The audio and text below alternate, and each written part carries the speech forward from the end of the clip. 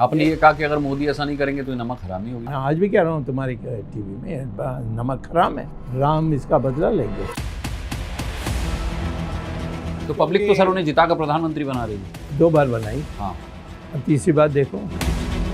फिर 2024 में कौन है, कौन चेहरा है? मैं उसका नाम लूँगा तो सब लोग मिलकर उसको ख़त्म कर देंगे। नमस्ते, मैं हूं संजय दीक्षित और आप देख रहे हैं दी जयपुर डायलॉग्स। हमारी चैनल को सब्सक्राइब करें, बेल आइकॉन दबाएं, वीडियो को लाइक करें, शेयर करें और इस तरह की हुडी आपको हमारे आपणा मर्चेंडाइज स्टोर में मिल जाएगी। QR स्कैन करके वहां अवश्य जाएं और अपने पसंद की हुडीज़ इत्यादि वहां से आप क्रय कर सकते हैं। बात आज करेंगे सुब्रमण्यम स्वामी की। उनका 2-3 महीने पुराना एक वीडियो जो है वो फिर से चल रहा है। जी हाँ, तो 2-3 महीने पहले उन्होंने कई सारे प्रेडिक्शंस किए थे, कई सारी भविष्यवाणियाँ की थी और बड़ी बड़ी बातें की थी। ये कहा था कि साहब कि मोदी मुझसे डरता है, मोदी जो है वो मेरे सामने खड़ा नहीं हो सकता, मोदी ने चीन को भूभाग लुटा दिया है और मोदी की सारी चीज़ें जो है सामने आ जाएंगी और मोदी जो है 2 बार तो जीत गया लेकिन तीसरी बार तो नहीं जीतेगा। अब तो सब मामला उल्टा होने वाला है। तो भाई सुब्रमण्यम स्वामी जी किधर छुपे हुए हो, ज़रा बाहर तो निकलो। क्योंकि जब से हमने आपकी खैर खबर ली थी कि आपने किस तरह से जाकर जो मंदिरों वाला इशू है और उसमें जाकर स्टेटमेंट दे दिया था काशी वाले मामले में कि भाई हम प्लेसेस ऑफ वर्शिप एक्ट वाले मामले में कि साहब के हमें तो 3 मंदिर चाहिए। भैया आप कब से हिंदुओं के ठेकेदार बन गए? आपने तो अपनी बेटी जो है वो मुसलमानों के यहाँ ब्याह दी। एक बात, आपकी बेटी जो है वो लगातार ये जो लेफ्टिस्ट इस्लामिस्ट जो पंचमक्कार तत्व हैं उनकी तरह ही बात करती है। उसको आप हर स्थान पर आप उसको प्रमोट करते हैं और सब कुछ करते हैं, लेकिन आप बने हुए हैं हिंदू हृदय सम्राट। भाई जो काम हो रहे हैं वो तो हो ही रहे हैं। 370 तो आपकी भी औकात नहीं थी कि आप करवा लेते, 370 तो हुआ ना। अब सही बात पूछें तो भाई जो भारतीय जनता पार्टी के जो मैनिफेस्टो में जो था, जो उनके संकल्प पत्र में था, वो तो वो कर ही रहे हैं ना। अब आपको ये चाहिए था, आप पार्टी में हैं, आज भी आप बीजेपी पार्टी में बने हुए हैं, आप इतने, मैं क्या कहूँ, आप इतने निर्लज्ज हैं कि उसी पार्टी में बने हुए हैं और उसी पार्टी के प्रधानमंत्री को रोज़ गालियाँ देते हैं। तो भाई सज्जन कौन हुआ? सज्जन तो वो हुआ जो आपकी गालियों को सुनता है और आपकी वरिष्ठता का ध्यान रखते हुए उसको एक कान से सुनता है, दूसरे कान से निकाल देता है। भगवान बुद्ध का वो आपको किस्सा याद है ना कि जब वो कहीं जाते थे तो उनको कोई गालियाँ देता था, एक महिला विशेष रूप से उनको बड़ी गालियाँ देती थी और उनके ऊपर कोई भी किसी प्रकार की उनकी भाव भंगिमा में कोई परिवर्तन नहीं होता था। तो एक बार लोगों ने उनसे पूछा कि भाई ये आपको इतनी गालियाँ देती है, आप किसी भी प्रकार की प्रतिक्रिया क्यों नहीं करते? तो भगवान बुद्ध ने कहा कि भाई वो देती है तो मैं लेता नहीं हूँ, मैं लूँगा तभी तो प्रतिक्रिया होगी ना। तो यही आपके साथ और मोदी के साथ हो रहा है। अब बात आपने की कि साहब कि मोदी तो हार जाएगा, तो भाई मोदी तो इस समय जीत पे जीत दर्ज करता जा रहा है। आप ज़रा हमें बताएं सुब्रमण्यम स्वामी जी कि अभी अभी जो 3 राज्यों में जीत हुई है, जो 3 राज्यों में तीनों चुनाव जो हैं वो मोदी के नाम पे लड़े गए।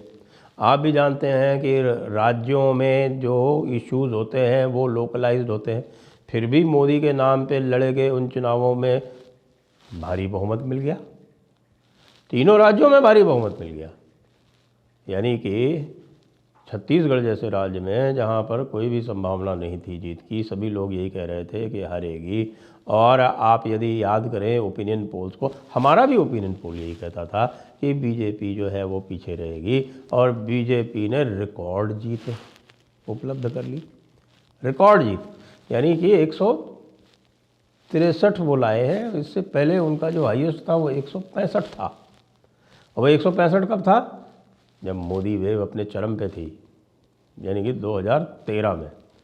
तो 2013 का 165 और आज का 163, जब मोदी को 10 साल पूर्ण होने वाले हैं, तो ज़रा आप हमें बताएं सुब्रमण्यम स्वामी जी कि किस तरह से लोग जो हैं वो मोदी को बाहर निकाल के फेंकने वाले हैं। ज़रा समझाइए आप इस वीडियो पे, ज़रा थोड़ा एक सीक्वल तो बनाइए, क्योंकि इस वीडियो पे जब तक आप सीक्वल नहीं बनाएंगे तब तक हम क्या समझेंगे। हम तो यही समझेंगे कि एक आप अजीब किस्म के एक अपॉर्चुनिस्ट व्यक्ति हैं, आपको कुछ चाहिए था, आपको आपकी एक दिली तमन्ना है, आपकी एक एस्पिरेशन है, आपकी एक अभिलाषा है, आपकी एक आकांक्षा है कि आप इस देश के फाइनेंस मिनिस्टर बनकर, वित्त मंत्री बनकर और देश की अर्थव्यवस्था की ऐसी तैसी करें।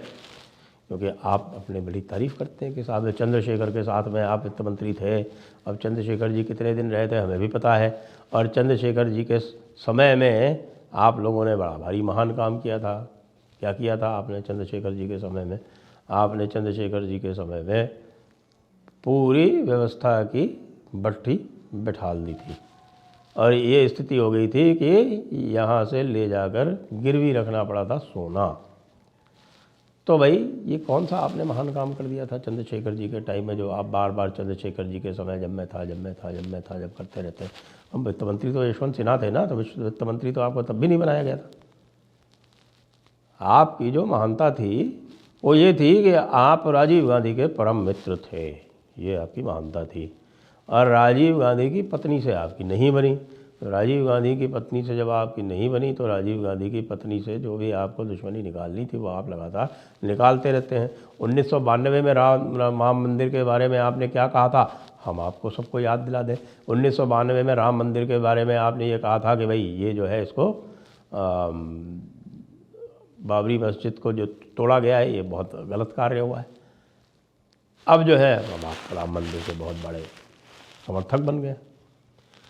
तो ये बताएं मुझको सुब्रमण्यम स्वामी जी कि आप इस वीडियो पर इसका कुछ सीक्वल बनाएंगे या नहीं बनाएंगे, क्योंकि नीति तो यही कहती है, नैतिकता भी यही कहती है कि यदि आपने कोई बात कही है और वो पूरी तरह से गलत साबित हो गई है तो आप कम से कम उसका उत्तर तो दें, उसे हमें समझाएं तो भाई कि ऐसी बात क्या हुई कि आपके इतने व्याख्यान के बाद भी लोगों पर इसका कोई असर नहीं पड़ा। बाय द वे ये तो बताएं कि कोई ऐसी आपको लगती है कोई ऐसी एक भी सीट, जैसे राहुल गांधी के ऊपर तो आप मजाक करते रहते हैं कि राहुल गांधी जो है वो अमेठी में हार गए, इधर चले गए उधर चले गए।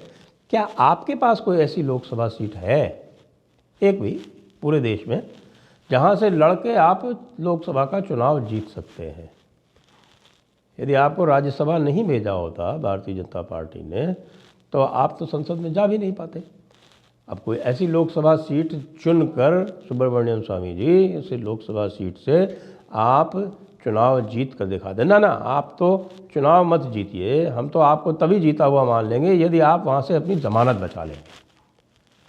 तमिलनाडु में कहीं से ट्राई कर लीजिए, और तमिलनाडु में आपको लगता है कि नहीं है तो दिल्ली से कर लीजिए। दिल्ली में तो आप बहुत ही लोकप्रिय हैं ना, तो आप दिल्ली में कहीं से खड़े हो जाइए, हमको पता चल जाएगा कि आपके कितने वोट आते हैं। तो ये जो एक मुझे याद पड़ता है कि सुप्रीम कोर्ट के जो न्यायाधीश लोग हैं उनके संदर्भ में एक बार कहा था अरुण जेटली जी ने, टिरनी ऑफ द अनइलेक्टेड। और जो आप कर रहे हैं ना वो है ranting of the unelectable. Yes mister Swamy, you are the unelectable. मुझे पता है कि आपके कुछ चेले हैं, वो खास चेले हैं, वो उछल कूद करना शुरू कर देंगे, उछल कूद करेंगे ट्विटर के ऊपर और इधर उधर की बातें करेंगे, लेकिन और हमारे क्रेडेंशियल्स क्वेश्चन करेंगे। लेकिन मैं उनसे पूछता हूँ कि भाई आपका ये जो पूरा स्टैंड है वो समय समय पर बदलता क्यों रहता है? आप कह रहे हैं कि साहब कि भाई वो बहुत बदनाम है मोदी, लेकिन मैं चूंकि बीजेपी का मेंबर हूँ इसलिए मैं नहीं कहूँगा, सबको पता है। लेकिन साथ में आप ये भी कहते हैं कि साहब कि चीन के मामले में साहब 4000 स्क्वायर किलोमीटर जो है वो चीन ने लेके रखा है। भाई चीन से तो आपके विशेष संबंध रहे हैं ना सदैव, कुछ लोग तो आपको भारत में चीन का एजेंट भी कहते रहे हैं। तो चीन से जब आपके इतने मधुर संबंध हैं तो भाई आप जो है भारत के हित में, आप भूल जाइए कि मोदी प्रधानमंत्री है, आप भारत के हित में तो कुछ करके बताइए ना। आप अपनी व्यक्तिगत यात्राओं पर विशेष प्रोटोकॉल के तहत आप मानसरोवर की यात्रा कर चुके हैं, करते रहते हैं। आप जब भी बीजिंग जाते हैं आपको विशेष प्रोटोकॉल मिलता है, तो ये विशेष प्रोटोकॉल आपके चीन से निकटस्थ संबंधों को दर्शाता है। आप ये भी क्लेम करते हैं कि राजीव गांधी का जो समझौता था चीन के साथ वो आपने करवाया है। सारी बातें सही हैं। तो भाई आपकी जो चीन से विशेष संबंध हैं, उन विशेष संबंधों का लाभ उठाते हुए आप चीन से कह दीजिए कि वो जो बॉर्डर है उसका डिलिमिटेशन और डिमार्केशन करवा दे। नहीं कर सकते हैं ना। 84 साल के हो गए हैं आप सुब्रमण्यम स्वामी जी। अब आप ये सब जो है ना, ये 3-5 करना अब आप बंद कर दीजिए। आपने भी हिंदू हित में कुछ कार्य किए हैं, उसके लिए हम भारतवासी आपके कृतज्ञ हैं।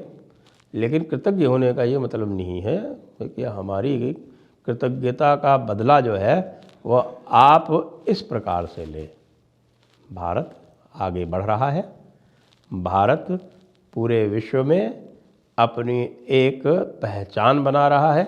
भारत अब इस स्थिति में आ गया है कि वो अमेरिका तक को आंख दिखा सके, और इस स्थिति में आ गया है कि अमेरिका जो है वो भारत से डर के तरह तरह के षड्यंत्र करे और आतंकवादियों को पाले, और हम जो है उसकी गले में हाथ डाल के और जो चाहे वो उससे करवा लें।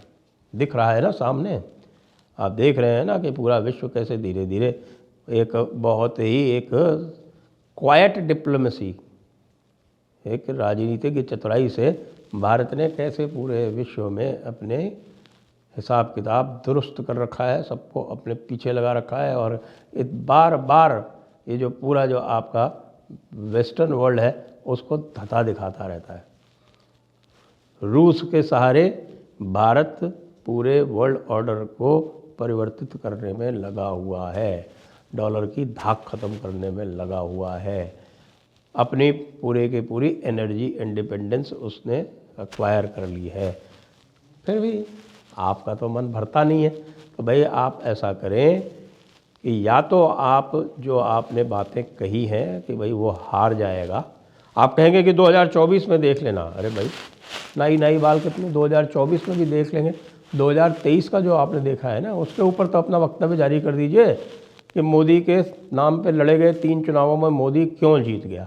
ज़रा बताइए सुब्रमण्यम स्वामी जी, आप बताइए, नहीं तो हम बार बार आपको याद दिलाते रहेंगे। जय हिंद, जय भारत, वंदे मातरम।